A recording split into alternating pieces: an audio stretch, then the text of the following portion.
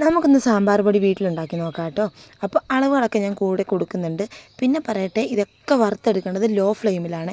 ഒരു 15 വറ്റൽമുളകാണ് എടുക്കുന്നത്. ഇതിൻ്റെ കൂടെ ഒരു 10 പിരിയമുളക് ഉണ്ടെങ്കിലും എടുക്കാം. പക്ഷേ ഇതില്ലാത്തതുകൊണ്ട് ഞാൻ മുളക് പൊടിയാണ് ഇടുന്നത്. ഇത് മുഴുവൻ മല്ലിയാണ്. ഇതിൻ്റെ ഒന്നും നിറം മാറരുത്.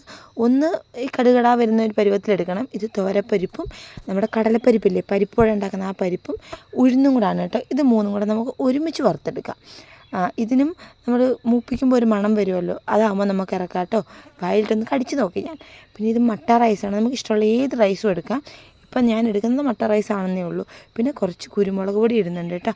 കുരുമുളക് പൊടിയല്ല, കുരുമുളക്. അപ്പോൾ അതും കൂടെ വറുത്ത് മാറ്റി വെക്കാം. പിന്നെ ജീരകവും ഉലുവയും കൂടെ ഒരുമിച്ചിടാം. ഇതും കൊണ്ട് വറുക്കുമ്പോൾ ഉണ്ടല്ലോ നല്ലൊരു മണം വരും. ഭയങ്കര സാറ്റിസ്ഫാക്ഷനാണ് കേട്ടോ. അതും കൂടെ എടുത്ത് വറുത്ത് മാറ്റി വെക്കുന്നുണ്ട്. പിന്നെ കായം.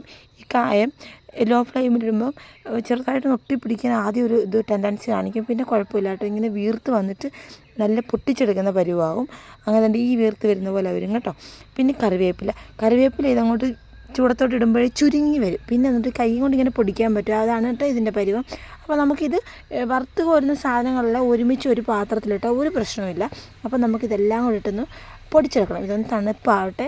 എന്നിട്ട് നമുക്കിതിനകത്ത് കുറച്ച് മഞ്ഞൾപ്പൊടിയും കൂടി ഇടണം. നമ്മളിതിനകത്ത് മഞ്ഞൾപ്പൊടി ഇട്ടിട്ടില്ല, പിരിയമുളകും ഇട്ടിട്ടില്ല. അപ്പം ഈ പിരിയമുളകിൻ്റെ പൊടി, അതായത് കാശ്മീരി ചില്ലി ഉണ്ടെങ്കിൽ മാത്രം ഇടുക കേട്ടോ. അത് രണ്ടും കൂടി ഇട്ടിട്ട് നമുക്ക് പൊടിച്ചെടുക്കാം.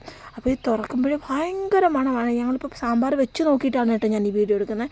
ഭയങ്കര ടേസ്റ്റാണ്. നല്ല കുറുകിയ സാമ്പാറും കിട്ടും കേട്ടോ. അപ്പോൾ എല്ലാവരും ചെയ്ത് നോക്കണേ.